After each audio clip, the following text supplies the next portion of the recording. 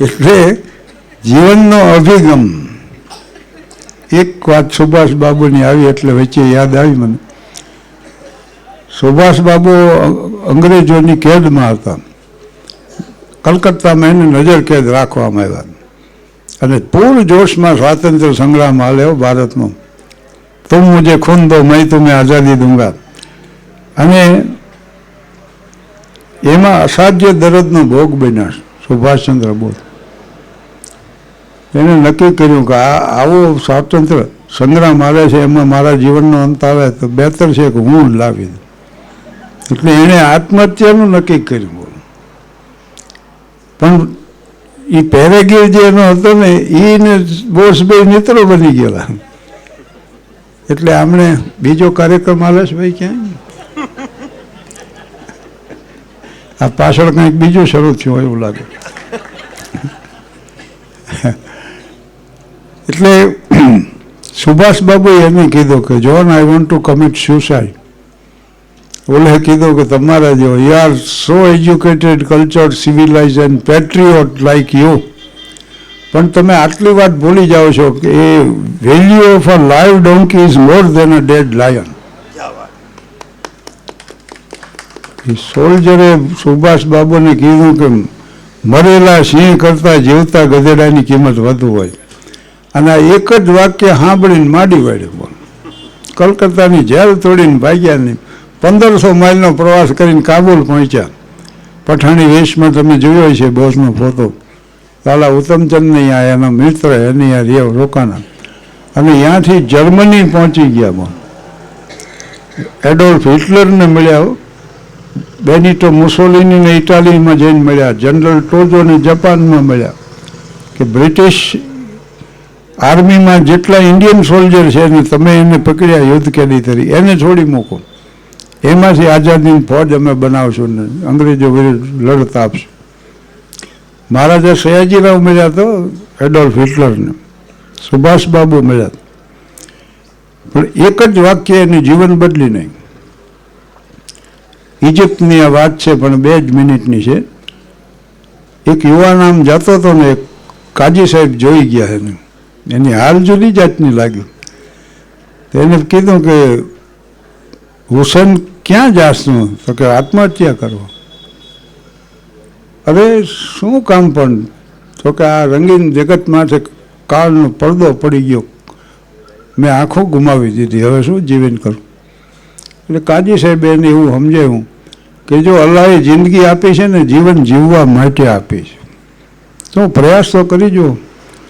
અને એ હુસેને પ્રયાસ કર્યો, પાછો ભણવાનું શરૂ કર્યું, BA થયો, MA થયો, PhD થયો અને આખી જિંદગી શિક્ષણ પ્રધાન તરીકે ઇજિપ્તના એને ફરજ બજાવી.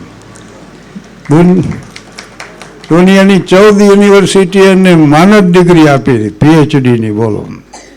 તો ઘણીવાર એકાદું વાક્ય આવું મળી જાય માણાને, જીવન બદલી જાય એનું. ધીરજલાલની મેં વાત કરીને, વિઠ્ઠલની વાત કરીને. તમે તો રાજકોટ જેવા શહેરમાં રહ્યો છો, પણ અમારે ગામડામાં છે ને વરરાજા હોય ને એનો 2 દી એટલો બધો માપો જાળવવામાં આવે.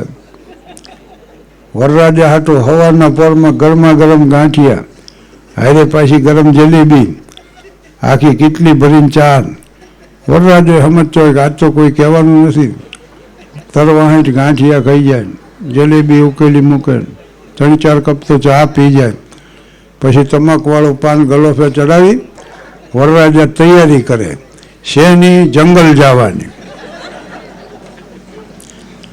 ગામડામાં લેટ્રિન બેટ્રિન ન હોય, પણ વરરાજો જંગલ જાય તો કોટ પહેર્યો હોય, માથે સાફો હોય, સાફામાં કલગી, બગલમાં આમ તલવાર હોય, અણવર પડખે લોટો લઈને હાલે.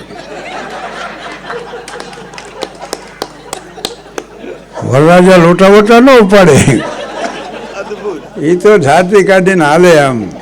અને એટલો જ નહીં, આગળ ઢોલ ઓરાડતો જાતો, ગજબાંગ ગજબાંગ ગજબાંગ. ગામ આખું જોઈ રહે કે વરરાજા જાય છે. પછી 2.5 વીઘાના ખેતરમાં બીડી હળગાવીને એકલો બેઠો છે. આ વિઠ્ઠલની ને આની ધીરજલાલની વાત કરીને આ હું વાત કરું છું અત્યારે, પણ બને ત્યાં સુધી કહેતો નથી. હું થાનમાં હેડમાસ્ટર થયો ને ત્યાર પછી મેં લગ્ન કર્યા. એ કન્યા જોવા તો જવું પડે. હું ગયો હતો, અમે અહીંયા પહોંચ્યા ને ચા પાણી નાસ્તો આવ્યો ને 3-4 મુરબ્બીઓ મીડિયા પ્રશ્નો પૂછવાનું. હું એટલા સારા જવાબ માંડ્યો આપવા. મને એમ કે ઘર બંધાય, મારો કોઈ બાદ ઈરાદો નહીં, પણ મારી બધી વાત સાંભળી લીધા પછી એવડાઈ મને કે વડીલ વાત તમારી મુદ્દા નહીં પડે, મૂર્તિઓ જોયા પછી ખબર પડે.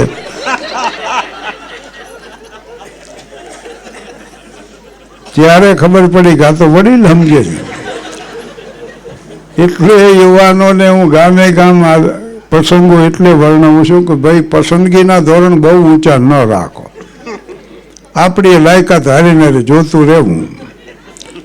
નકર ઘણી વાર એસટી સ્ટેશન પહોંચો ને લક્ઝરી બધી ઉપડી જાય, આધી ઊંટ વહી જાય અને પછી પસ્તાવાનું પાર ન રહે ને, એવું ન કરવું એમ. પણ હારે ઠેકાણે હકમણ થાય ને પછી જામધૂમથી લગ્ન થાય ને આવી પાર્ટી પ્લોટમાં ગોઠવાય, રિસેપ્શન ને એવું બધું, અને સુખી સંસાર શરૂ થાય ને એની એક વાત કરી દઉં. રેલવે સ્ટેશન ઉપર આમ ટ્રેન આવીને 2 મિત્રો ગયા, એમાં એકની પત્ની જવાની હતી, એકની આવવાની હતી. પણ જેની પત્ની જવાની હતી ને એ ગળગળો થઈ ગયેલો, તમે જાઓ છો આમ, મને ઘરમાં ગમશે નહીં, ખાલી ઘર ખાવા દોડશે, ખાવાનું ભાવશે નહીં, પણ લગ્નમાં ગયા વગર છૂટકો નથી. તારી બા આગ્રહ કરે તો રોકાઈ જાજો, પૈસાની જરૂર પડે તો મંગાવી લેજો, પણ મૂંઝાશો માં. રેલવે સ્ટેશન ઉપર પત્નીને વિદાય આપવી એ પતિ માટે કપરામાં કપરો કાળ. એનું કારણ શું ખબર છે? એક તો પત્ની જતી હોય એ આનંદને રોકવો, એ પત્ની જાતી હોય ને હરખના ઉબરા અહીં સુધી આવતા હોય, એ બધા હેઠા બેહારવા પડે અને ઉપરથી કરુણતાના ભાવ ધારણ કરવા. પણ આ પુરુષો રહ્યા ને જન્મજાત કલાકાર, બધું સમજતા હોય કે આ ગાડી ઉપડે ત્યાં સુધી કષ્ટી છે, પછી તો એને પડબો ના ખોલે છે. અને આ બહેનોમાં 90% ભોળા હોય ને એને વળી એ ભ્રમ હોય કે અમારે એ હવે ભોળા છે. એ ગાડી ઉપડે ત્યાં સુધી ભલામણ કરે કે એ બારીમાં ઊભા ઊભા દાઢી કરશો નહીં, તમને ધ્યાન રહેતું નથી, રેઝર લાગી જાય છે. સામે કોઈક રહેતું હોય ને અમુક વાત સમજાય તો જ એની મજા છે. મેં કીધું આશ્રમમાં છોકરા કેના તોફાન કરે છે? મને કે બ્રહ્મચારી બાપુના.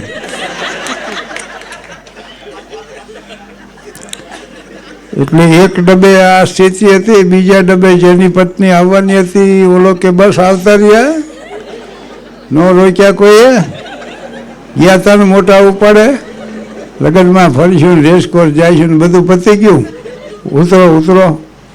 છોકરાના લુગડા જો મેલા દાટ, બાઈકે પણ ઉતરવા તો દો, મીડિયા વરસકા ભરવા. પડખેના ડબ્બે જુઓ કેવી હારી હારી વાતો કરે. ઓલો કે એ લોકો જાય છે, એ લોકો જાય છે ને તમે આવ્યા. હવે આ રામાયણની જે મને ફરમાઈશ છે, પ્રમુખ સ્વામી મહારાજ સાહેબ અરે મારા સંબંધો એવા હતા કે બાપાનો મને સીધો જ ફોન આવે કે રાજકોટ જાઓ, સુરેન્દ્રનગર જાઓ, બોચાસણ જાઓ, અમદાવાદ, મુંબઈ, વલ્લભ વિદ્યાનગર, જેટલા ઠેકાણે કીધું એટલા ઠેકાણે હું જઈ આવ્યો હતો. છેલ્લે 92 વર્ષે અમેરિકા ગયા ત્યારે છેલ્લો મને બોલાવ્યો હતો કે ભાઈ તમે કાર્યક્રમ આપી જાઓ તો બાપા બહુ ખુશી, અને ઘણા જ ખુશી થતા. અને મને આ ફરમાઈશ કરતા રામાયણની.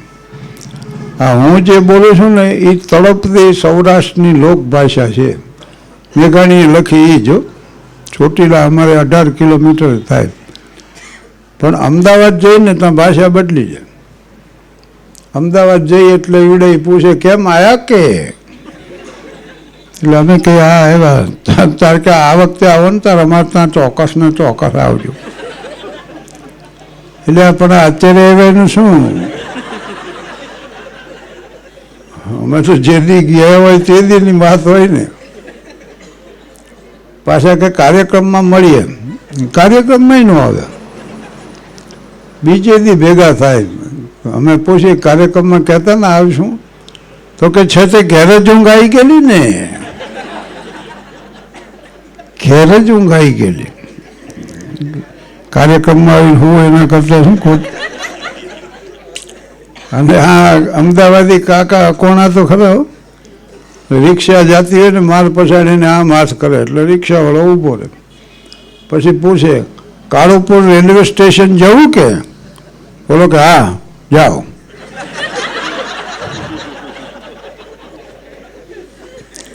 એટલે એ વખતે જે અમારા ડાયરા થતા ને કડી ને કલોલ ને મહેસાણા ને વડનગર ને વિસનગર ને પ્રાંતિજની રાંધનપુર ને ડીસા એ ભાષા સમજે નહીં, સૌરાષ્ટ્રની તળપદી ભાષા એવડે સમજે નહીં, પણ તોય કાર્યક્રમમાં આવે અને એમ માને, ન સમજે એટલું એમ માને કે આ બહુ ઊંચું સાહિત્ય છે. ત્યારે ઓલા ડાયરા અમારા થતા ને તેનું બોર્ડ હોય એ આવીને આમ વાંચે, લાખાબેન, પ્રાણભાઈ, દિવાળીબેન, નાનજી મિસ્ત્રી, મારું નામ હોય બધું લખ્યું હોય ને, એ આમ વાંચે ડાયરો.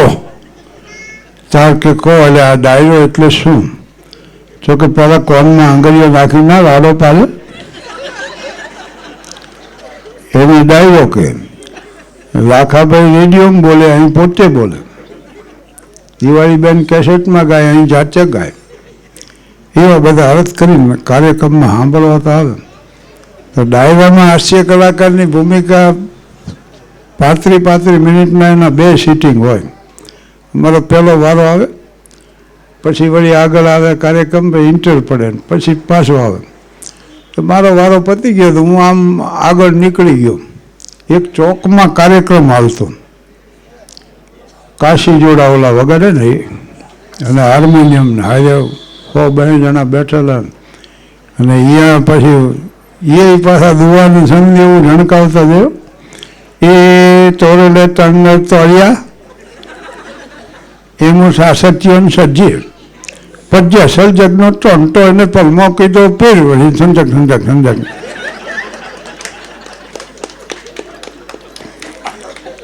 એટલે મને એમ થયું અહીંયા મજા આવે. એમાં વખતે રામાયણની વાત શરૂ કરી. એકવાર છે તે એવું થયું કે દેવ અને દાનવ ઝઘડી પડ્યા. આપણે પાડોશીઓને ના ઝઘડી પડી, એમ ઝઘડી પડ્યા. એ દાનવો બધા શક્તિશાળી, દેવોને હરાઈ કાઢ્યા. તે દેવો બધા થયા ભેગા કે દાનવો આપણને હરાઈ કાઢે, કોઈ સ્વર્ગનો આનંદ ના લેવા દે, ગંધર્વોના ગાન ના સાંભળવા દે, અપ્સરાઓના નૃત્ય ના જોવા દે. તે કોઈ કોને મહારાજ દશરથને મદદ આલે? તે 2 દેવ ગયા દશરથ જોડે. તે પ્રણામ કરીને ઊભા રહ્યા. મહારાજ દશરથ કે કહો શું આયા?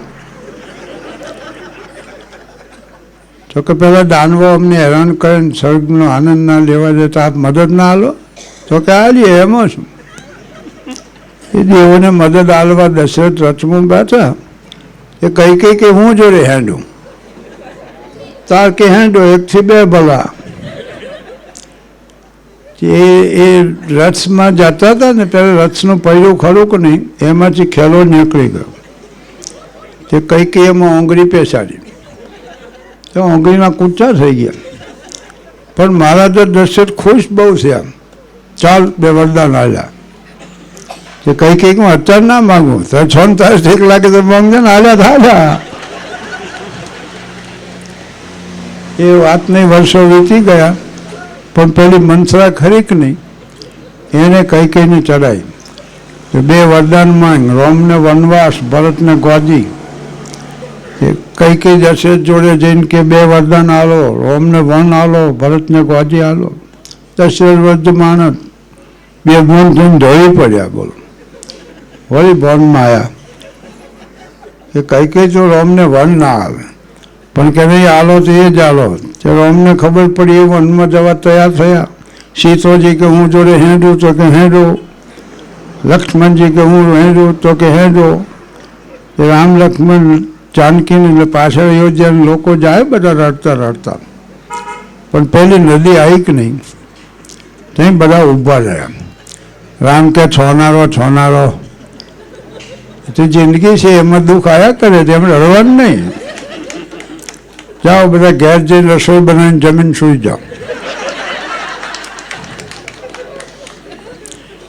અને પંચવટીમાં ગયા તો પેલો રાવણ ખરો કે નહીં એની બોલનું નાક કાપી કાઢેલું લક્ષ્મણજીએ. એકવાર આવીને સીતાજીનું અપહરણ કરીને જતો રહ્યો. તે રામ એવા રહ્યા છોના જ ના રહે. પણ પેલા બોંદરા રીછરાન થયા બધા ભેગો કે રામ તમે ના રડો, અમે સીતાજીને ખોરી કાઢીએ. બધા ભેગા થઈને લશ્કર બનાવીને ગયા ખપ ખપ કરતા. તો પેલો સમુદ્ર આવ્યો કે નહીં તે પોણા નાખી નાખીને સેતુબંધ બાંધ્યો અને બધા લંકામાં પ્રવેશ કર્યો અને ત્યાં લડાઈ થઈ.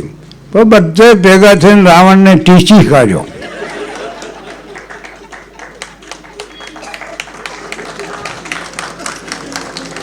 અને સીતોજીને લઈને આવ્યા પણ હેરાન હેરાન થઈ ગયા. પણ વચ્ચે એક ઝલક બતાવી દઉં. આના વાત માનો કે અમારે બચ્ચુભાઈ ગઢવી હોય કે દરબાર પુંજાવાળા હોય કે પિંગળસિંહ બાપુ હોય ને એ જો માંડે એની માંડણી તો એ કેવી જાતની હોય. આમે આ વાત કહી શકાય. પર્ણકુટીમાં પ્રવેશ કરીને રામે જ્યાં જોયું તો સીતાજી નહોતા. પણ સીતે કહેતા તો આંખમાંથી આહુડાની ધારો મંડી થવા અને ચલો તો પાર ચલો ધારો દઉં રેનન સે સુધી બુદ્ધિ ખોઈ બિસો રાઈ તનું પ્રાણ કી જાવરો ભયો હે મુક બાવરો ભયો હે ચિત્ત દાવરો ભયો હે રહી સુધી ન અપાન કી રસિક બિહારી ધनु ધારી સિંહ પ્યારી બેન જૈસી હે દુખારી ગતિ તૈસી ન બખાન કી લાય લાય સોરતી પ્રિયા કે ગુણ ગાય ગાય બોલે વિલ પાય હાય હાય હાય જાનકી हाय मृग नैनी हाय हाय सुख देनी हाय प्रिया वर बेनी बिन तोही की तो जाऊं मैं रसिक बिहारी हाय सोरती बेसारी प्रिया छिन भारी कैसे जीवन बेताऊं. અને રામના જીવનમાં વિષાદ આવ્યો. ધીગ ગુણ જ્ઞાન ધીગે આન બાન શાન કાન ધીગ ધીગે હકૃપાન ધનુ બાન કર લીવે કો. લક્ષ્મણજીને એમ કીધું રામે કે જો લક્ષ્મણ આ વસ્ત્રો હું દૂર કરી દઈશ, ધનુષ બાણને નદીમાં વહાવી દઈશ, આ જંગલમાં ફળ ફૂલ ખાઈ અને હું મારું જીવન વિતાવી દઈશ. તું અયોધ્યા જતો રહે. મને સીતાજીની ભાળ મળશે ને તો લઈને આવીશ, નહીતર માથા પટકી પટકીને પ્રાણ કાઢી નાખે. તો વસન દુરાઈ તને બાનકો બહાઈ તને ભસમ રમાઈ કંદ મૂળ ફલ ખાઉંગો बैठो दूर जाए गिरी कंदर रखाई प्यारी गुण गाई बन जन्म बिताऊंगो रसिक बिहारी बंधु सदन सिधावो तुम जो पाऊंगो प्रिया को तो आऊंगो अवध दिखाऊंगो मुख नातर छबेली ढीग प्राण में पठाऊंगो. रामे आम कीधुं ने लक्ष्मण ने एटलुं ज कीधुं के भाई आ रघुकुल भूषण राम बोले, दशरथ नंदन राम बोले छे एटलो तो विचार करो कि भारत वर्षनो इतिहास जे लखाय छे एमां एम लखाय छे कि पितानुं वचन पाळवा माटे बे भाईओ अने एमनी पत्नी सहित आव्या वનમાં અને એની પત્નીનું અપહરણ કરીને કોઈ જતો રહ્યો અને ક્ષત્રિય હોવા છતાં એને શસ્ત્ર ન ઉગામ્યું. નાથ સાથ ધનુ હાથ અમારે, અરે કાંઈ ન હોય તો ધનુષ્માન તો છે ને. પણ આટલું કહેતા તો રામે એક ત્રાડ નાખીને પ્રતિજ્ઞા લીધી. પણ નદીઓના વહેણ બદલી ગયા, પહાડો ખડા કરતા શિરાઓ મંડી ખાબકવા, દેવ દાનવ માનવ સ્તબ્ધ મેદની શબ્દ નવ સર્જન. ત્યારે રામ કે હવે સાંભળી લે, 3 લોકનો નાશ કરી નાખીશ, 7 સમુદ્રને હુકવી નાખીશ, સૂરજ અને ચંદ્રને ભોંય ભેગા કરી દઈશ, અને સીતાજીને લઈ જનાર એક મસ્તક નહીં પણ 10 મસ્તક વાળો ન હોય અને દહેને જો ધૂળમાં ન રગદોડી નાખું તો મારી જાતિને હું રામ નહીં કહેવડાવું ને આ ધનુષ બાણ જિંદગીમાં નહીં ઉપાડું. તો લોકથી હું જારો સાતો સાગર સુખાઈ ડારો ગીરી ઢાઈ ડારો ભૂમિ ઉલટાऊं मैं छीन में बिदारी डानो दशो दिग पालन को खगन सहित शशि सोल ही गिराऊं मैं, नभ ते पाताल लेकर कीत हूँ कहूँ कनेक रसिक बिहारी प्राण प्यारे सुधी पाऊं मैं, जो जानकी न लाऊं तो क्षत्रिय ना कहाऊं, राम नाम पलटाऊं धनुष बाण ना उठाऊं. અને માણસ છે ને જિંદગીમાં સાધનાના અભાવે નિષ્ફળ જાય, સાધનના અભાવે નહીં. ધનુષ બાણ લઈને બે ભાઈ નીકળ્યા હતા તો સૈન્ય થઈ ગયો આખો. જો આખું સૈન્ય થયું ને લંકામાં પ્રયાણ કર્યો ને આમ આમી છાવણીઓ નખાઈ ગઈ ને. અને આવું લંકાનું જોઈને આખા ઘણા કવિતો છે. રસિક બિહારી નામના આ કવિની રચના છે રામ રસાયણ નામના ગ્રંથની. જોકે હવે કાવ્ય વાંચવા વાળો વર્ગ નથી રહ્યો અને એમાંય કંઠસ્થ કરવા વાળો તો રહ્યો જ હોય, તો એ જૂની પેઢી હારે ઘણી વાર એમ થાય કે આ બોલવું કેની પાસે જઈને એમ. એ છાવણીઓ લખાઈ ગઈ, હામ હામા યુદ્ધની શિબિરો, પત્ર લખવાનું કીધું લક્ષ્મણને, સામેથી જવાબ આવ્યો અને તુમુલ યુદ્ધ થયું. પણ પઢાઈ સે સબ હોત હૈ નહીં વિવેક કો વેદ, पढ़कर भी राक्षस रहा रावण चारों वेद, विवेक से सब होते हैं नहीं पढ़ाई को भेद, पढ़कर भी राक्षस रहा रावण चारों वेद. विद्वान तो ये હતો, જાણકારી હતો, પણ 10 મસ્તક ધૂળમાં રોડાઈ ગયા. અને આવી સોનાની લંકા રામે તરત વિભીષણને દાનમાં આપી દીધી. ત્યારે એટલું જ કીધું, લક્ષ્મણે પૂછ્યું રામને, ભાઈ આવી હોનાની લંકાને તમે દાન કરી દીધી. એટલે રામે કીધું કે અપી સ્વર્ણમયી લંકા નમે રોચતે લક્ષ્મણ, જનની જન્મભૂમિશ્ચ સ્વર્ગાદપી ગરીયસી. આવી સોનાની લંકા પણ મને નથી ગમતી, કારણ કે માતા માતૃભૂમિ સ્વર્ગથી મહાન છે. એક કડવી વાત પાછી લઈ લઉં. તાજા પરણેલા પતિ પત્નીને એમાં પતિ ઘરે આવ્યો ને પત્નીની આંખમાં આંસુ જોયા. સાચો આને કાંઈક થઈ પડ્યો. પ્રિય તારી આંખોમાં આંસુ, શું થયું? તો પત્ની વળી કે મેં તમારા પાટલુંને ઇસ્ત્રી કરી. અરે કે આટલા બધા નોકર ચાકર હોવા છતાં તારે આવું કામ કરવાની શું જરૂર હતી? તો કે તમે બહારથી આવો તો એમ કહી શકું કે મેં ઇસ્ત્રી કરી. શરૂઆતમાં આવા ઉભરા આવે.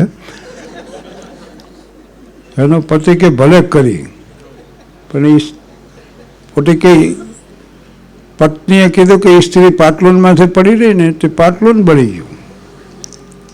તો એનો પતિ કે ભલે બળી ગયું, મેં સૂટ સીવડાવ્યું ત્યારે પેન્ટ એક્સ્ટ્રા સીવડાવ્યું, કોટ એક જ છે પણ પાટલુન 2 છે. પત્ની કહી તો મને ખબર છે, બીજા પાટલુનમાંથી થીગડો કાપીને મેં રફોઈ કરી નાખી. તો એનો પતિ તને આ હુજ્યો, અમને કોઈ ન હુજે. પણ સીધી વાત એ છે કે where there is love there is no problem. જીવનમાં જ્યાં પ્રેમ હોય ને ત્યાં સમસ્યા નથી હોતી. Love means dedication without any expectation. કોઈ પણ જાતની અપેક્ષા વગરનું સમર્પણ, એનું નામ પ્રેમ. Truth means to see the thing as it is. જે છે એને જોવું, એનું નામ સત્ય છે. અને કમ્પેશન, કરુણા. Compassion means passion for all. આ જૈન જેવો શબ્દ છે. ભગવાન બુદ્ધ જેતવનના રસ્તેથી પસાર થતા, એમાં આદિવાસીઓનો વિસ્તાર આવ્યો. એક પશુને ઊભેલું જોયું વેદસ્થાન ઉપર. બુદ્ધે પૂછ્યું કે આને કેમ અહીં રાખ્યું? તો એ લોકો કે અમે એનો વધ કરશું. શા માટે? તો કે અમને પુણ્ય મળશે. એ જ ક્ષણે ભગવાન બુદ્ધ પશુની સ્થાને ઊભા રહી ગયા કે આ પશુને છોડી મૂકો ને મારો વધ કરો, તમને વધુ પુણ્ય મળશે. હું માનવ છું, આ પશુ છે. તો વધસ્થાન ઉપર ઉભેલી પશુની વેદના અને બુદ્ધની વેદના એક થઈ ગઈ. આનું નામ કરુણા. દયામાં દંભ હોઈ શકે, કરુણામાં ન હોય. આજે એ ચંપારણ્યમાં બેનને સલાહ આપી કે સ્વચ્છતા રાખો, સુઘડતા રાખો. એટલે બેને ગાંધીજીને જ ન કીધું, મને કસ્તુરબાને કીધું કે આ એક જ હાડલો છે મારી પાસે, બોલો હવે આમાં કઈ રીતે સ્વચ્છતા જાળવવી એ સમજાવો મને. એને પછી ગાંધીજીને કીધું. એ ક્ષણે એને પ્રતિજ્ઞા કરી કે આ દેહ માથે 2 જ વસ્ત્રો છે. એટલે એ બેન જેને સલાહ આપી હતી એની વેદના અને ગાંધીની વેદના એક થઈ ગઈ. આનું નામ કરુણા. પછી પંચમ જ્યોર્જે મુલાકાત આપી, half naked fakir of India, એની વિન્સ્ટન ચર્ચિલે એની ટીકા કરી હતી. પણ પંચમ જ્યોર્જની મુલાકાતે બકિંગહામ પેલેસમાં ગાંધીજી એમ જ ગયા.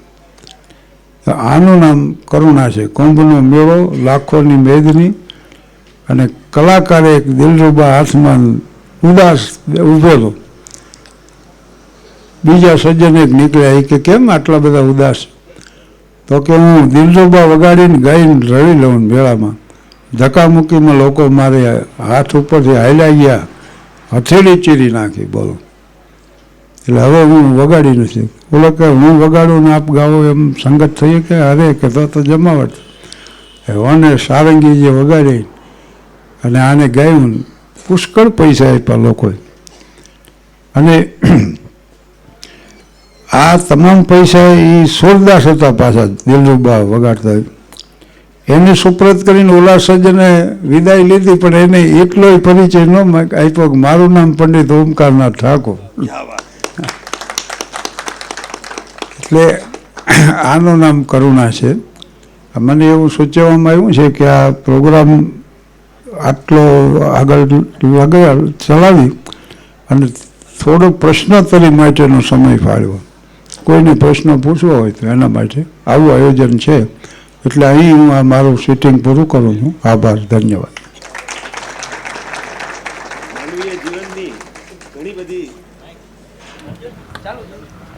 ભલે છે, ભલે, થેન્ક યુ. માનવીય જીવનની ઘણી બધી પીડામાંથી આપણને પરમાનંદ સુધી લઈ જવાની જે અવસ્થા છે, એમના વિશે એવું પણ કહી શકાય કે એ ખરેખર હાસ્યના માર્ગથી આપણને અધ્યાત્મના શિખર સુધી લઈ જઈ શકે એવા યોગી છે. અને આ શિયાળાની 13 ડિગ્રી ઠંડીમાં ટી પોસ્ટ જેવા, જેને મોસ્ટ હેપનિંગ પ્લેસ કહેવામાં આવે છે, તો હમણાં એમણે જે વાત કરી કે હવે કવિતા સાંભળવાવાળા અને કંઠસ્થ કરવાવાળા લોકો તો નથી, પણ આ જે એમના ચાહકો છે એમના વતી હું ચોક્કસપણે કહી શકું કે સમય સંજોગો ગમે તે બદલાતા રહે, પણ આપની જે શૈલી છે, આપનું જે સત્વ છે, એમને ચાહવાવાળાની ક્યારેય કમી રહેવાની નથી. પછી એ રાજકોટ હોય, વોશિંગ્ટન હોય કે ફિલાડેલ્ફિયા હોય. તો હવે આપમાંથી જે લોકો આજે એમના જન્મદિને આપ જે પણ એમને પૂછવા માંગો છો એ ખુલ્લા દિલે પૂછી શકો છો. પણ એ પહેલાં હું એક પ્રશ્ન એમને જરૂરથી, કેમ કે મને ઘણા બધા લોકોએ સોશિયલ મીડિયામાં પૂછેલો છે, જેને ખરેખર તો સુખનો પાસવર્ડ પણ કહી શકાય. તો એમણે 50 વર્ષ સુધી લોકોને હસાવ્યા છે. અને એમણે જે કહ્યું એમ કે થાનગઢ જેવા ગામમાંથી બીજા કોઈ પાત્રો એમણે શોધવાની પણ જરૂર પડી નથી. તો આપણે જે આપણી જિંદગી જીવીએ છીએ, જેમાં આપણે વારે વારે ટેન્સ થઈ જઈએ છીએ, ખૂબ જ તણાવમાં આવી જઈએ છીએ, ક્યારેક ગુસ્સો કરી બેસીએ છીએ, અને સવારથી ઉઠીને રાત્રે સૂઈએ ત્યારે આપણને એવું નથી થતું કે એકાદી એ પળ આપણને આનંદમય મળી હોય. અને કહેવાય છે કે day without laughter is vested. તો શાહબુદ્દીનભાઈ, એક ઘણા બધા લોકોનો પ્રશ્ન છે કે સામાન્ય જીવનમાં હાસ્ય ક્યાંથી મેળવવું? રૂટીન જે લાઈફ છે, જે મોટાભાગના લોકોને બોરિંગ લાગવા માંડે છે, તો જીવનમાં હાસ્યને ક્યાંથી શોધવું?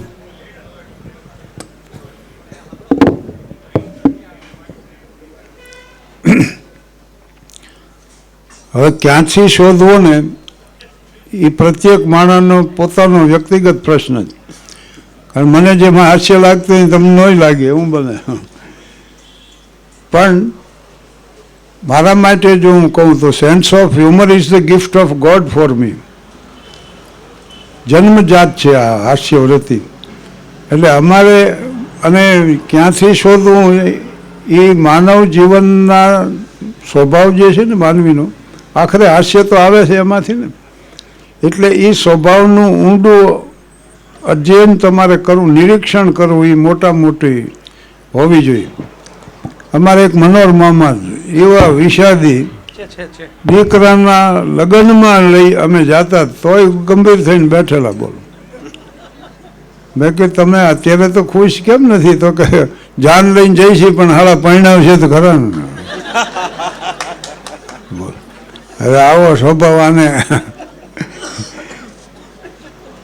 તો માનવ સ્વભાવનું તમે નિરીક્ષણ કરો. રાજકોટમાં હું નીકળ્યો ને તો પતિ પત્ની મને હામાં મળ્યા. હું કાંઈ બોલ્યો નહોતો ની દાંત મને જોઈને દાંત જ મીંડ્યા કાઢવા, ખડખડાટ હસવા માંડ્યા. ભાઈ શું તમને આટલી બધી મજા આવી ગઈ? આગલી દી પ્રોગ્રામમાં મેં એમ કીધેલું કે વ્યવસ્થિત પરિવાર કોને કહેવાય? વસ્તુ જ્યારે જોઈ ત્યારે મળી જાય. તપેલી ચૂલે ચડાવી હોય ને હાણચી ન મળે એવા પરિવાર જોયા. બોલો, હવે ચા ઉભરાતી હોય ને હાણચી આટું હળિયા પેટી કાઢે, કોકડી ડામશ્યામ જેવો ગોદડા વહી ગઈ હોય.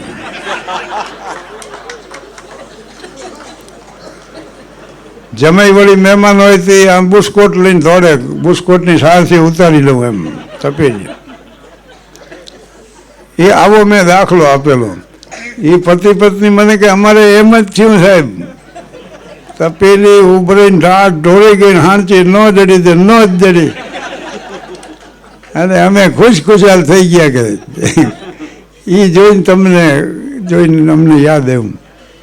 એટલે માનવ જીવ સ્વભાવનું તમે ઊંડું નિરીક્ષણ કરો ને, ક્યાંક ને ક્યાંકથી હાસ્ય મળી આવશે. તમને નવાઈ લાગશે કે સુખ સમૃદ્ધિ સંપત્તિની ચરમસીમા આવે ને ત્યારે આધ્યાત્મ શરૂ થાય. આ જૈનોના 24 તીર્થંકરો રાજાઓ છે, રાજકુમાર છે કે રાજાઓ છે. ગોપીચંદ, ભર્તુહરી, બુદ્ધ, મહાવીર, આ બધા રાજવીઓ જ હતા. અને સુલતાન ઇબ્રાહિમ એકદમ સૂફી સંત, બલ્ખના સુલતાન હતા.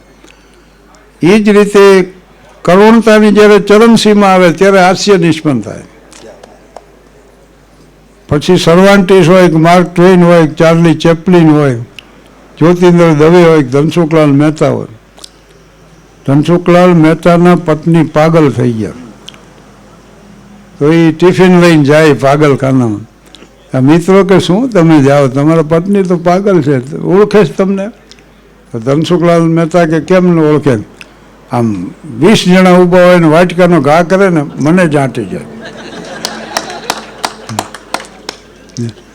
કરુણતાની ચરમસીમાં એ નિષ્પન્ન થયેલું હાસ્ય છે.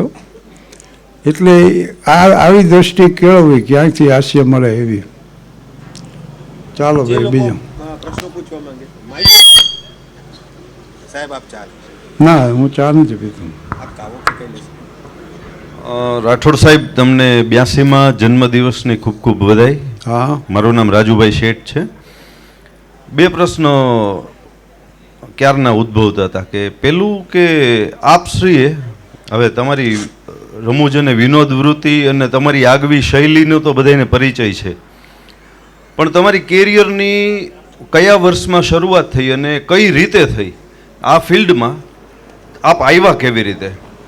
પ્રશ્ન નંબર 2 સાથે પૂછી લઉં છું કે આપ શિક્ષક હતા તો આપની આ રમૂજ વૃત્તિ અને વિનોદ વૃત્તિને જોઈને શું આપના વિદ્યાર્થીઓ આપનું કહ્યું માનતા?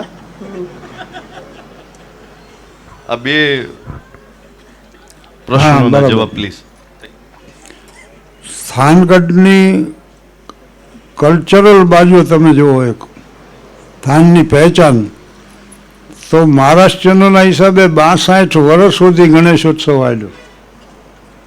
કલાકારો, વિદ્વાનો, શાસ્ત્રીય સંગીતના, નાટકોના. મારો મૂળ શોખ છે ને નાટકો લખવાનું, ભજવવા. એટલે મેં 5 નાટકો લખ્યા, 3 એકાંકીઓ લખ્યા, 1 અંગ્રેજીમાં લખ્યું, એમ્પરર ઓફ ખોરાસાન, બીએડના લેસન માટે મેં લખ્યું. તો સ્ટેજ હારેનો તો સંબંધ હતો જ આ જાતનો. અને 55 વર્ષ સુધી નવરાત્રિ મહોત્સવ આવ્યો થાનમાં. વાસુકીમાં 9 થી 10 રામચરિત માનસ, પછી કલાકારોના કાર્યક્રમો રજૂ થાય, વિદ્વાનોના પ્રવચનો હોય, સંતોની સંતવાણીઓ. અને એમાં આ કલાકારોને રજૂ કરવાનું કામ હું કરતો. હેમભાઈથી માંડીને બધા એ લોકોને સ્ટેજમાંથી પ્રસ્તુત કરતા પહેલાં એની પૂર્વ ભૂમિકા હું બાંધી દીધું. પછી ધીરે ધીરે આ કલાકારો મને હારે લઈ જવાનો આગ્રહ રાખવા માંડ્યો. અને એમાં લીંબડીનું આમંત્રણ એક આવ્યું. તો હું લીંબડીમાં જાહેર કાર્યક્રમ આપ્યો. પછી તરત સુરેન્દ્રનગરનો 14મી નવેમ્બર, પછી 15મી નવેમ્બર ને 16મી નવેમ્બર ધાંગધ્રા, 3 કાર્યક્રમ હોય. અને 3 કાર્યક્રમના 75 રૂપિયા મને લાખાભાઈએ પુરસ્કાર ચૂક્યો. 3 કાર્યક્રમના 75 પહેલાં જ. પણ તેડી 145 રૂપિયા મારો પગાર હતો. બીએ થયા પછી 100 + 45 ફિક્સ જ. તો એમાં 75 જેવી રકમ તો મને ઘણી માતબર લાગેલી. અમારા જમાનામાં પુરસ્કારનું ધોરણ એવું હતું જ નહીં. 100 રૂપિયા પુરસ્કારમાં 100 કાર્યક્રમ અમદાવાદમાં આપ્યા. બોલો. હા, એક સંસ્થાએ મારો કાર્યક્રમ રાખ્યો, એને જ નક્કી કર્યું કે 51 રૂપિયા આપશો તમને. એટલે કાર્યક્રમ મેં આપી દીધો, બધા ખુશખુશાલ થઈ ગયા. પુરસ્કાર ચૂકવવાનો આવ્યો ત્યાં કે કારોબારીની મિટિંગ બોલાવવાનું, પ્રમુખને મંત્રીને બોલાવવાનું, સંસ્થાના ચોપડા મંગાવવાનું. અરે કીધું ભાઈ કાંઈ જરૂર નથી આવી. તો કે ના ના, એ તમે ન સમજો ને, એ ચોપડા લઈ આવ્યા સંસ્થાના, બોલો. અને મને કે 21 રૂપિયાનો હાથાનો શિલક છે, તમે કયો એમ કરી.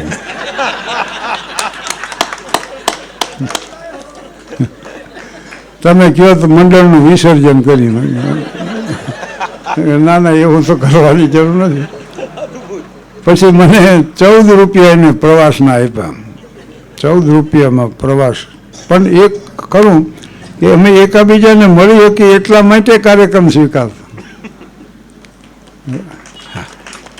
હમણાં 6 સપ્ટેમ્બરે મોરારી બાપુના વરદ હસ્તે જાંબુડામાં લાખાભાઈની પ્રતિમાનું અનાવરણ થયું. પ્રવેશ દ્વાર થયો અને રસ્તાને લાખાભાઈ ગઢવી નામ આપવામાં. એમાં લાખાભાઈ અરે વધુમાં વધુ કાર્યક્રમ આપનાર હું ભેખુદાન. એટલે એ પરિવારનો આગ્રહ હતો કે તમે આવો અને સંસ્મરણો વર્ણવો. એમ રૂપાલા સાહેબ હતા અને મોરારી બાપુ હતા, બીજા સંતો હતા. એટલે જાંબુડામાં મેં આ પ્રસંગો વર્ણવ્યા બધા. પણ અત્યારે તો અઢળક કમાય છે કલાકારો. પણ ત્યારે અમને એમ થતું કે લાખાભાઈ મળશે ને પ્રાણભાઈ મળશે, હાલો ભીખુદાન મળશે. એ એકાબીજા મળી એ હાટું જ કાર્યક્રમ સ્વીકાર. અને એક જાતની આત્મીયતા હતી. નવીન કાકાને અહીંયા કે રસિકલાલ, મારો 45 વર્ષથી ઉતારો. અને મને એક ફાયદો એ થયો કે હું જ્યાં ગયો ને ત્યાં પરિવાર આરે પરિવારોમાં જ ઉતરતો. આજે એમ જ છે. એટલે એ કંઈ બહારનું મને હજી તંદુરસ્તીનું રહસ્ય પૂછે. મને કે આ તંદુરસ્તીનું રહસ્ય, મેં કીધું પારકા ઘરે ઉત્તમ પ્રકારના ભોજન કર્યા અને ઘરે ડાયટિંગ કર્યું. એટલે 2 ફાયદા થયા એમ. અને પછી બહાર હારું કહીને ઘરે નથી ભાવતું. આ રસની સિઝન હતી ને, તો મને એમ કે ઘરે રસ કાઢ્યો હોય છે. તે મારા પત્નીને કીધું કેરીના રસમાં હૂંઠ નાખવાની હોય. અરે પણ કે રસ જ નથી તો શેમાં હૂંઠ નાખે? એમને ફાંકડો મારી જાઓ. રસ ક્યાંક પ્રોગ્રામ હોય અહીંયા ખાઈ લેજો. એટલે મારામાં હાસ્યવૃત્તિ હતી ને. પછી લોકો કલાકારો મને હારે મીડિયા લઈ જવાના. મેં એક નક્કી કર્યું હતું, કોઈ દિવસ કોઈને સામેથી કહેવું નહીં કાર્યક્રમ માટે. આકાશવાણીમાં અરજી કરો તઈ તમે આપી શકો પ્રોગ્રામો, દૂરદર્શનમાં આ. પણ મને સામેથી આમંત્રણ મળ્યું. આકાશવાણીએ, દૂરદર્શન, ટીવી પ્રચારના માધ્યમોમાં એક ખાલી આકાશવાણી હતું. એક ટ્રાન્ઝિસ્ટર રેડિયો મૂકીને બેસી જતા ફરતા અને કાર્યક્રમ સાંભળતા. પછી દૂરદર્શન આવ્યું, ટીવી ચેનલો આવ્યા. પાપડ પોળ મારી ટીવી સિરિયલ 303 એપિસોડ તો હાલી હો. હા, અને ગુજરાતી લેખકોનું હિન્દીમાં જો આવી રીતે ભાષાંતર થયું હોય તો 3 જ છે. તારક મહેતા હજી હાલે, રજનીકુમાર પંડ્યાની કુંતી એક, અને મારી આ પાપડ પોળ. એ अमिताभ बच्चन ने मिलो ना, मैं कीधु सब टीवी पे हिंदी में हमारी एक सीरियल चल रही है, तो मैंने कहा वो हमें मालूम है. એવું એને કીધું હતું કે वो हमें मालूम है. અને વિદ્યાર્થીની વાત હતી ને, એટલે વિદ્યાર્થી કે વાતાવરણ હું હળવું રાખતો. વર્ગમાં હું લેતો હોઉં ને પીરિયડ, ત્યારે બહુ ગંભીરનો, અને ગાંધીજીએ શિક્ષકના 2 સદગુણ ગણાવ્યા કે શિક્ષક પોતાના વિષયમાં નિષ્ણાત હોવો જોઈએ અને ચારિત્રશીલ હોવો જોઈએ. ગાંધીજી એમ કીધું છે વિષયમાં નબળો હોય તો હજી હાલ્યો, બાકી ચારિત્રહીન તો હાલે જ નહીં એમ. અને મેં એમાં એક પાછો સદગુણ ઉમેર્યો કે રમૂજી સ્વભાવનો હોવો જોઈએ શિક્ષક. હોશિયાળા મોઢા લઈને દરેક વર્ગમાં નો દાંત કાઢે કે નો કોઈને કાઢવા દે, એવા જોયા છે અમે. એટલે વિદ્યાર્થીઓ પાછો વિષય મારો ઇતિહાસ દાખલા તરીકે હોય તો મેં ઇતિહાસ લઈને કોઈ દી ઇતિહાસ ભણાવ્યો નથી. મોઢેથી તમે જેટલું બોલો ને એટલું જ અસરકારક બને. હા, તમે અત્યારે બોલવા ઊભા થાવ, નોટ કાઢો ને વળી એમાંથી વાંચો ને આમ કરો ને થઈ ગયું. પુસ્તકસ્તા તુષા વિદ્યા પરસ્ત ગતમ ધનમ કાર્યકાલે સમુત્પન્ન નશા વિદ્યા નટત ધનમ. પુસ્તકમાં રહેલું જ્ઞાન ને પારકાના હાથમાં રહેલું ધન એ ટાણે કામ ન આવે. અમારે કાકા લખપતિ છે, એ લગ્ન હાટું ન ઉછી ના દે બોય. એટલે વિદ્યાર્થીઓ માટે હું હળવું વાતાવરણ રાખતો હતો, અને મારા વિષય માટે હું પાછો તૈયારી કરીને જ જાતો બરાબર. ઘણા વર્ષથી ઇતિહાસ ભણાવ્યો, પણ હજી મને એ સાલું બધી યાદ છે સ્વાતંત્ર્ય સંગ્રામની. ચાલો ભાઈ, બોલો હવે કાંઈ. સાહેબ, ખૂબ આનંદ બધાને કરાવો છો, પણ એક પ્રશ્ન છે કે આપના પરિવારનો ફાળો આટલા વર્ષોથી તમારી આ ઉચ્ચ ઉન્નતિ જે કંઈ નામને સુરત, એમાં આપના પરિવારનો ફાળો કેવો ગણાય ને કેટલો? અને પરિવાર એટલે આ ક્ષેત્રમાં પાછા નથી કોઈ. ના, એ ખ્યાલ, પણ છતાંય આપના પરિવાર સમજદાર છે એટલો. હા, એટલે તમારી આ ઊંચાઈ જોઈને ખ્યાલ જ હોય. એટલે ખૂબ ભાગ્યશાળી છે, એટલે અમને આનંદ છે. અને નંબર 2 પ્રશ્ન બહુ અઘરો છે કે તમારું આ તમે પોતે જો માપદંડ કાઢો તો એક હાસ્ય કલાકાર કે જે કંઈક જ્ઞાની છો કે જે વાંચન, ઈ કે શિક્ષક, તમારું ટૂંકમાં એક કલાકાર કે એક શિક્ષક, કયું પાસું તમને તમારું ઊંચું કે યોગ્ય લાગે?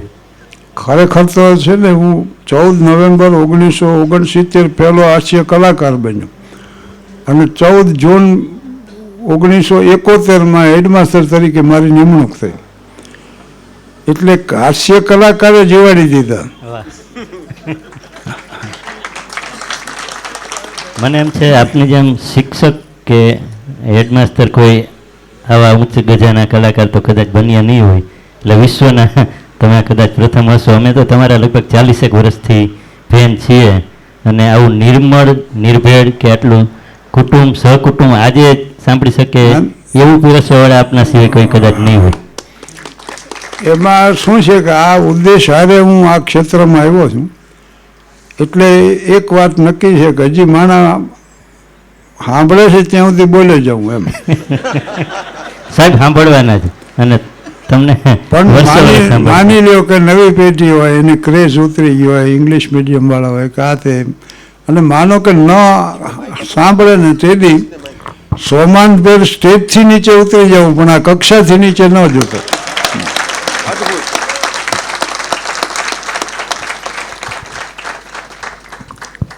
એટલે પરિવારનો સહકાર ખરો, એમ નડતો નથી ક્યાંય.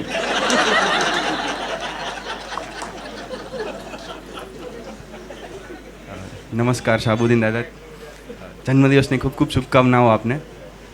સર, પ્લેટોએ કહેલું છે કે સૌથી અઘરામાં અઘરી કોઈ ફોર્મ હોય ને તો ટ્રેજેડી છે, કરુણાંતિકા લખવી. પણ વિનોદ ભટ્ટે એને ખોટા પાડેલા કે એના કરતાં પણ અઘરું કોઈ હોય ને તો કોમેડી લખવું છે. એટલે સર, આપે ડોન કિહોટેની વાત કરી, માર્ક ટ્વેઇનની વાત કરેલી કે દરેકનો કોમેડીનો એક યુગ હતો. સર, અત્યારના જે સાંપ્રત સમયમાં આપણે જે અમારા જેવા યંગ જનરેશન છે કે જે મોસ્ટલી સ્ટેન્ડઅપ કોમેડી ઉપર જે બિલીવ કરે છે, કે જે લોકોએ વિનોદ ભટ્ટ નથી વાંચ્યા, જે લોકોએ ડૉક્ટર રહીશ મણિયાર અત્યારે નથી વાંચતા, પણ આ લોકોને આવું જેને કંઈ છીછરું સાહિત્ય વધારે ગમે છે, તો અત્યારની જે યંગ પેઢી છે કે જે લોકો હાસ્યમાં કંઈક કામ કરે છે, તો એને તમે શું મેસેજ આપવા માગશો? અને છે જગદીશ શિષ્ય જ છે મારો, મારા ઉપર PhD કર્યું છે. એક મોરારી બાપુ ઉપર કર્યું કે અને નાના ઉપર કર્યું ને એક મારા ઉપર અને PhD કર્યું.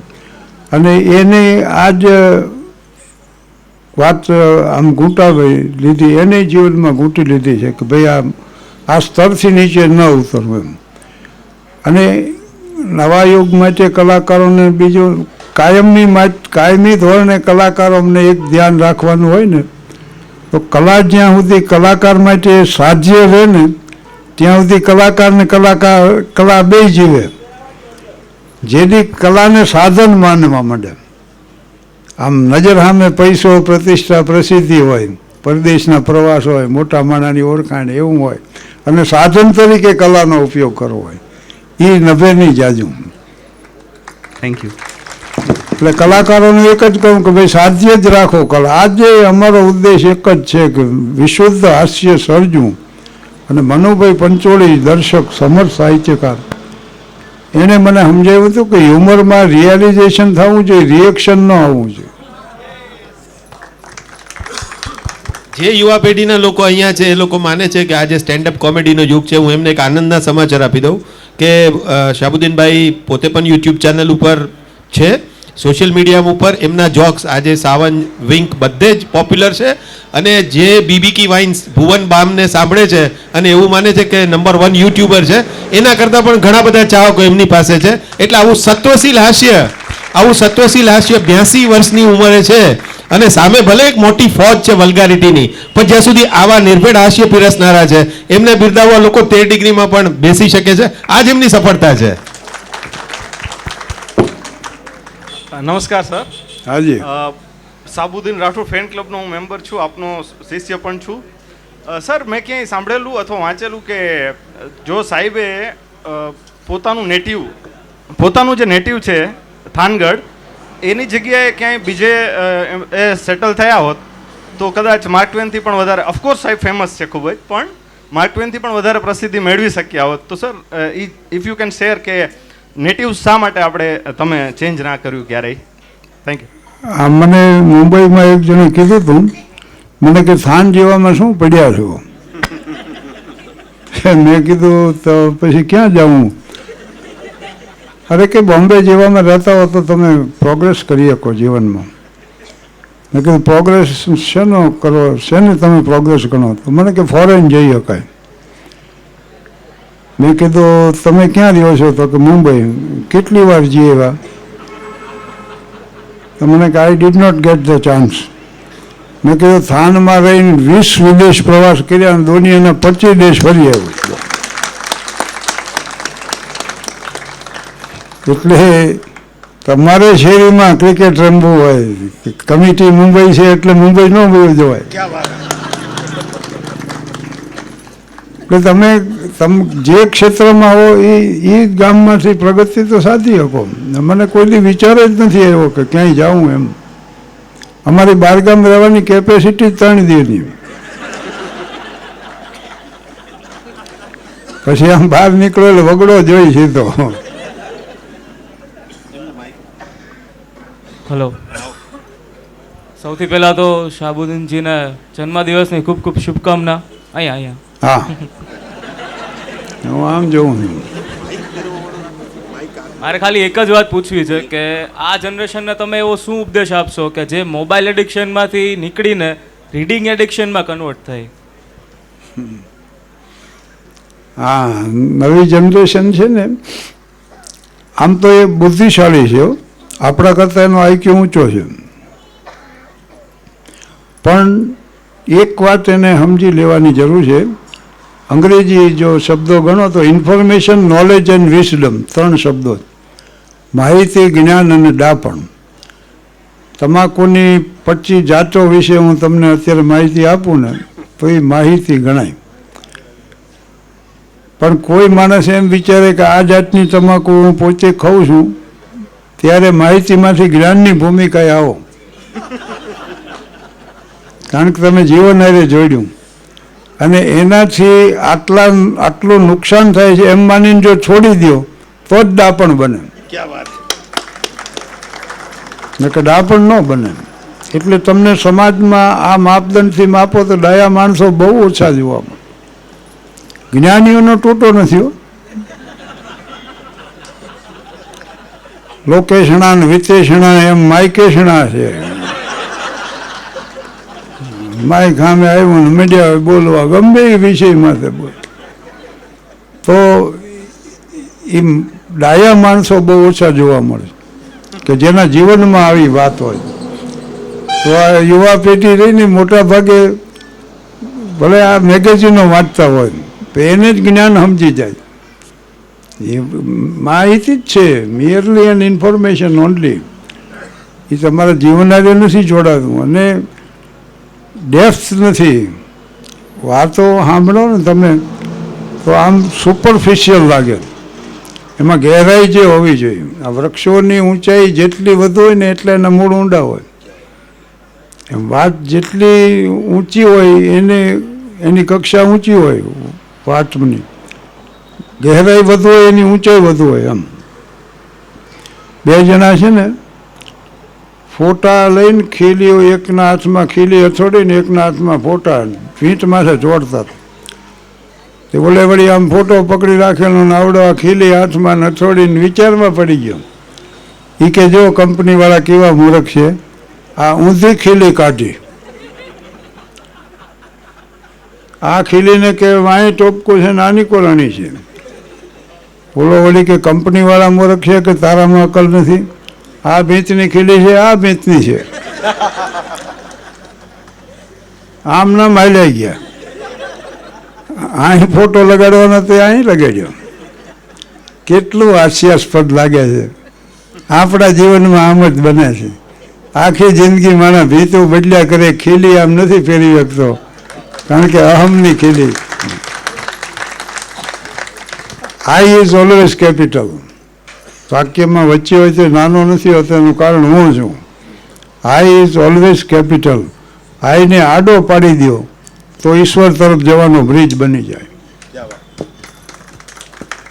પછી આઈ જેટલો મોટો એટલો બ્રિજ મોટો બન્યો. तो अगर है शौक मिलने का तो हरदम लो लगाता जा, जलाकर खुद नुमाई को भस्म तन पर लगाता जा.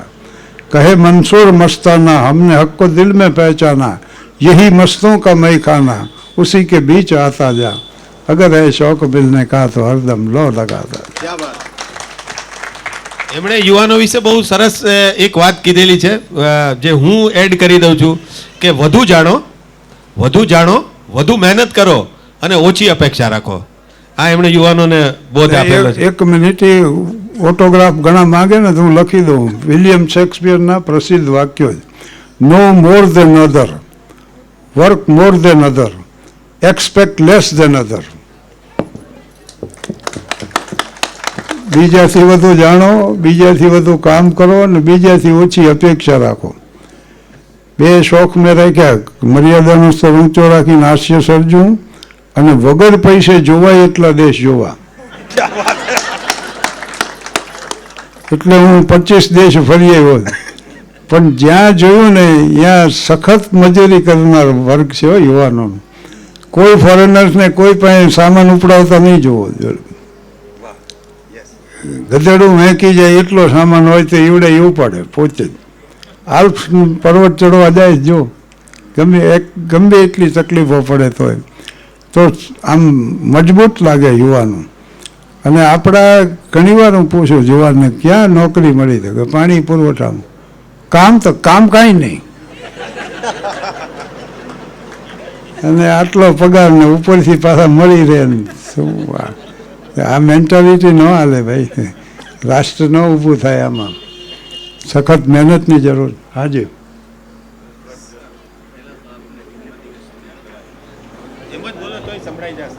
હાલો સર, પહેલા તો આપને જન્મદિવસની વધાઈ.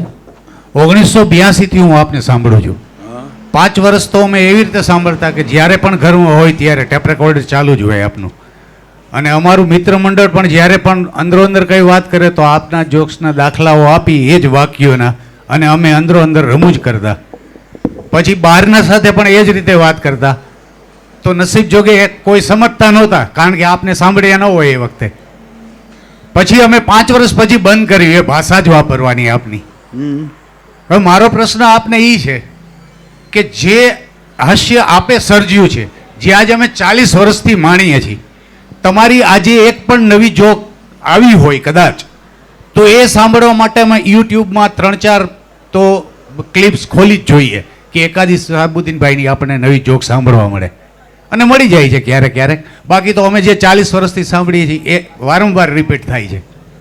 મારો પ્રશ્ન આપને એ છે કે એ સાથે સાથે અમે બીજી પણ ક્લિપ્સ જોતા હોઈએ છીએ.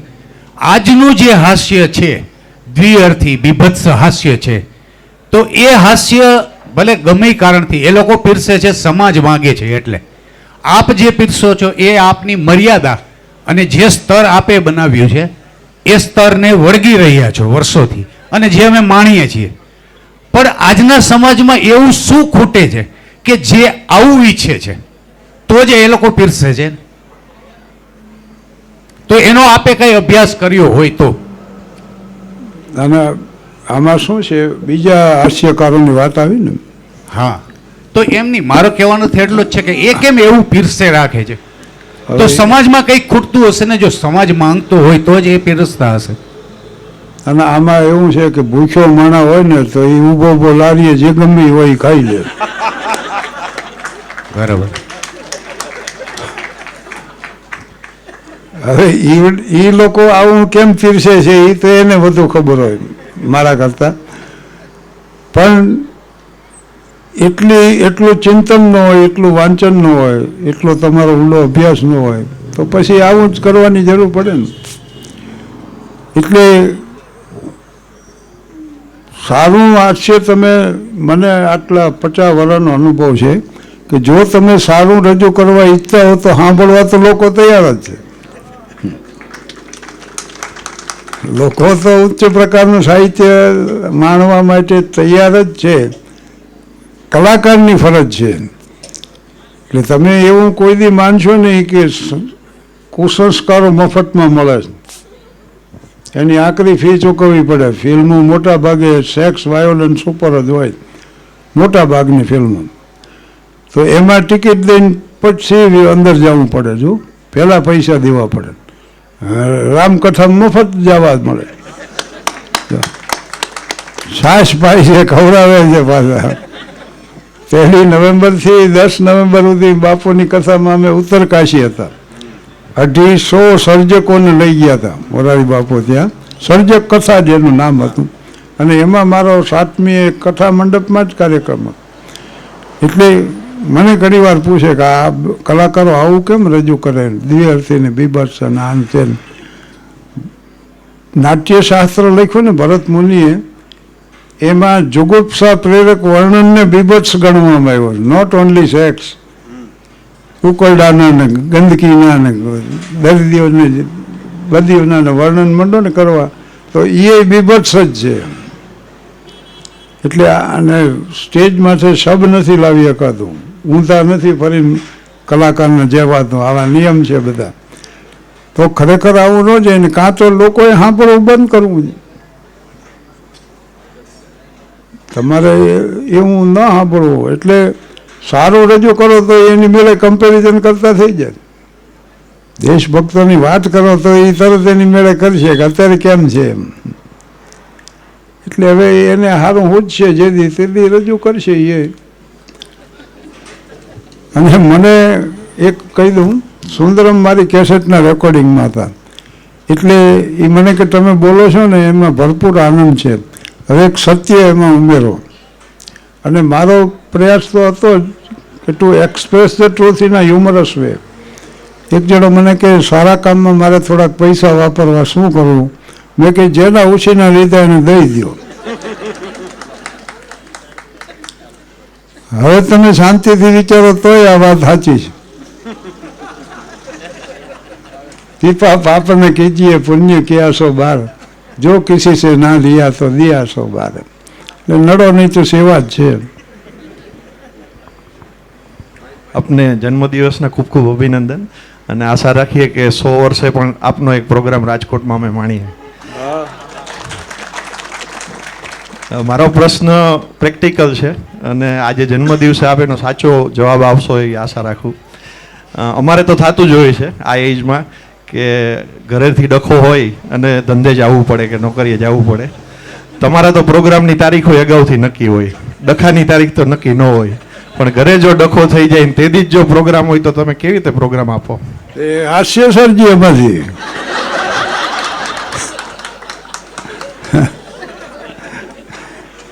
આમથી ફિલોસોફી છે કે કોઈ પ્રશ્નનો ઉકેલ તમે ન એક જેને ભ્રમ હોય તો કાઢી નાખજો. Thought will not solve your any problem.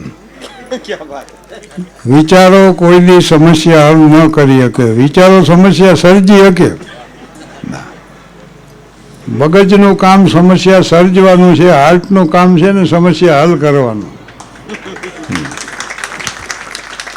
અને આ તમે બેઠા છો બધાને તમને મજા આવે છે એનું કારણ શું ખબર છે? હૃદય જ્યારે પ્રેમથી ભરેલું હોય ને ત્યારે મન ખાલી હોય. મન ભરેલા હોય તો હૃદય ખાલી હોય. આપણા જીવન એવા કૃત્રિમ થઈ ગયા છે ને કે મન જ ભરેલા. निकले से कहाँ जाने के लिए पहुँचे हैं कहाँ मालूम नहीं, दिन रात भटकते कदमों को मंजिल का निशान मालूम नहीं.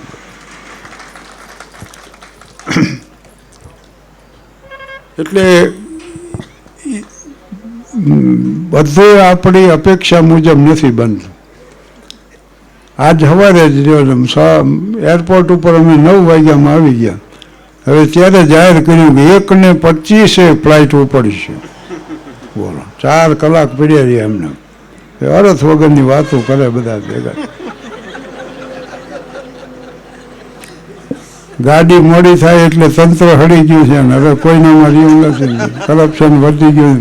વાત ક્યાં પૂરી થાય ખબર છે? સરકાર નહીં ટકે. એટલે આ સરકાર નહીં ટકે તો બીજી આવશે, આપણા દેહ નહીં ટકે. આ હળદા ખાઈ ખાઈ નાકામ.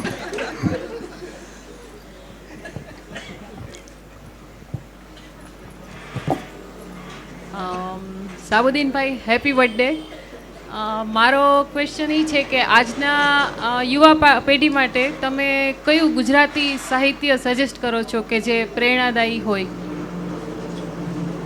નવી પેઢી માટે ગુજરાતી કયું વાંચવા લાયક તમે માનો છો, એમ તમારી દ્રષ્ટિએ કયું ગણાય? અને બીજું એક ઈચ્છા છે કે ઓલો તમારો જે જોક છે સિંહ્યું લાવો લાવો લાભુ મેરાય, એ એક સાંભળવો છે. જોકે મેં 11 પુસ્તક લખી નાખ્યા છે એટલે હું તો એ જ સોચું.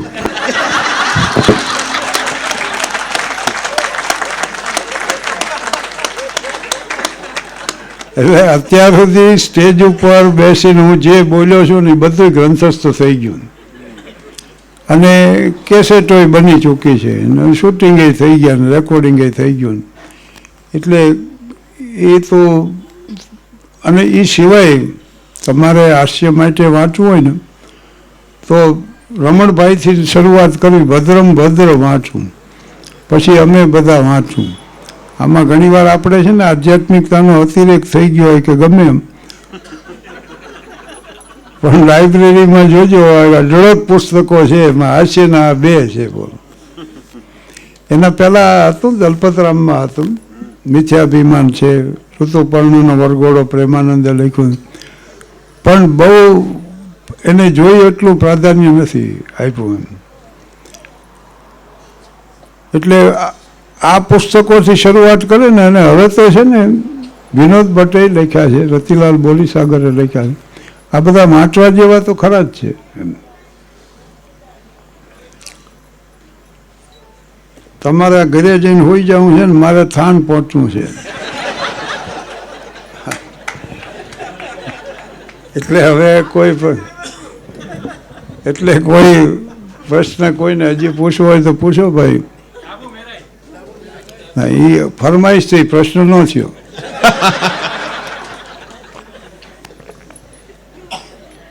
તો આજની અચ્છા આપને પ્રશ્ન પ્લીઝ.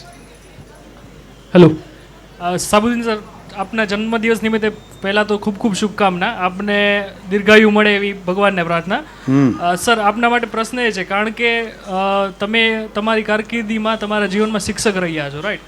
હવે આજની તારીખે પણ શું આપણામાં એક વિદ્યાર્થી હજી જે અંદર જીવે છે કે જે આમ હાસ્ય કહેવાય કે અવલોકન અને નિરીક્ષણની વાત છે, હાસ્ય શોધવું હોય એના માટે ક્યાંય બહુ દૂર જવું પડતું નથી, રાઈટ? તો આજે પણ આપનામાં એ વિદ્યાર્થી હજી છે કે જે કોઈ પણ સામાન્ય બાબત કે કંઈ પણ જે આજુબાજુમાં થતું હોય એમાંથી હાસ્ય શોધી કાઢે? હા, બરાબર છે. હું વિદ્યાર્થી હતો, એમાંથી પછી શિક્ષક થયો, પછી હું આચાર્ય થયો અને પાછો અત્યારે વિદ્યાર્થી છું. એટલે શિક્ષક જે હોય ને એ પછી જીવનભર શિક્ષક જ હોય. હા, અમે આમથી વાત શરૂ કરી તો 35 મિનિટ થાય, કારણ કે પીરિયડ 35 મિનિટના લીધે. અને ઇતિહાસ મારો વિષય છે, હિસ્ટ્રી પોલિટિક્સ BA હતું અને અંગ્રેજી ને હિન્દી B.Ed હતું. અને મેં 8મા ધોરણથી 12મા ધોરણ સુધી અંગ્રેજી ભણાવ્યું. 3 રૂપિયા ફીમાં અંગ્રેજી, વિજ્ઞાન ને ગણિત, આ 3 વિષયો 10 વર્ષ શીખ્યા. થાન મ્યુનિસિપલ હાઈસ્કૂલમાં 3 રૂપિયા વિદ્યાર્થીઓ પાસેથી અમે ફી લેતા અને 3 વિષય શીખવતા. અને એ પાછું 1-2 દીની વાત નથી, 10 વર્ષ સુધી શીખ્યા. એટલે વિદ્યાર્થી તો આજે જિજ્ઞાસા તો એટલી જ છે જાણવાની, અને સર્જન કરવું એ જીવનનો મુખ્ય ઉદ્દેશ છે. વિશુદ્ધ હાસ્ય સર્જવું અને રજૂ કરી દે. જિંદગીનો ક્લોઝઅપ જોઈએ તો એ ટ્રેજેડી છે અને લોંગ શોટ જોઈએ તો એ કોમેડી છે. આવું ચાર્લી ચેપ્લિને કહેલું. શાહબુદ્દીનભાઈએ જે કીધું કે હાસ્યની પાછળ જે હોય છે એ બાબતો ઘણા બધા લોકો એમના ઊંડાણને મહેસૂસ એટલા માટે નથી કરી શકતા. જાહેરમાં હસતા હોય છે જે વદન, એ ખાનગીમાં ખૂબ રડે છે. એટલે હાસ્યની પાછળ રહેલી ગંભીરતાને સમજવી એ હાસ્યને વધુ ઊંડાઈથી મહેસૂસ કરવાનો તરીકો છે. આજના શુભ દિવસે કે જ્યારે 82 વર્ષ પૂર્ણ કરી અને શાહબુદ્દીનભાઈ 83મા વર્ષમાં મંગલ પ્રવેશ કરી રહ્યા છે, તો ચોક્કસ આપણે એવી પ્રાર્થના કરીએ કે તેઓ અને તેમનું આવું સત્વશીલ હાસ્ય આપણી વચ્ચે સદાકાળ રહે. કેમ કે મુશ્કેલીઓની તો આપણને ખબર જ છે, તણાવની આપણને ખબર જ છે, પણ આવું હાસ્ય જ્યાં સુધી આપણી સાથે છે તો એ ગુજરાતી ભાષાનું ગૌરવ છે. અને ખાસ કરીને ગૌરવની વાત તો એ પણ છે કે યંગ જનરેશન પણ એમને એટલા જ આનંદથી માણે છે. આપણે આવા જ આનંદને સાથે માણતા રહીએ, હસતા રહીએ, હસાવતા રહીએ. વધુ એક વખત એમને શુભકામના. ટી પોસ્ટ તરફથી આવા કાર્યક્રમો સદાકાળ થતા રહે.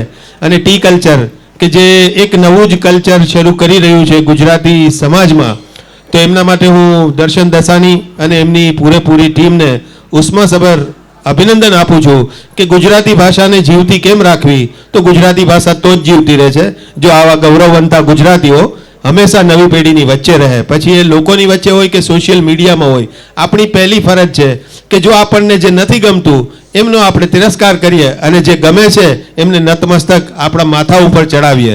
અને તો પછી આપણે જે યુટ્યુબ ઉપર પીડા ભોગવીએ છીએ અને કદાચ આપણે તો એને પચાવી શકીએ છીએ, પણ નવી જનરેશન આ BBK વાઇન્સને જો નહીં પચાવી શકે તો આપણી ફરજ છે કે એમના સમક્ષ આવો એક અદ્ભુત વિકલ્પ આપણે નવી પેઢી સમક્ષ મૂકીએ, એમને પરિચય કરાવીએ કે જાઝ પણ સારું છે, પોપ ડાન્સ પણ સારો જ છે, કોઈ વાંધો નથી, પણ શાસ્ત્રીય સંગીતમાં જે મજા છે એ બીજા કોઈમાં નથી. તો પછી તમને ભુવન બામ કોણ છે અને શાહબુદ્દીન રાઠોડ કોણ છે એનો તફાવત એ લોકો જ નક્કી કરશે. Late them decide. Thank you very much. હસતા રહો, હસાવતા રહો. શુભ રાત્રિ, શબા ખેર.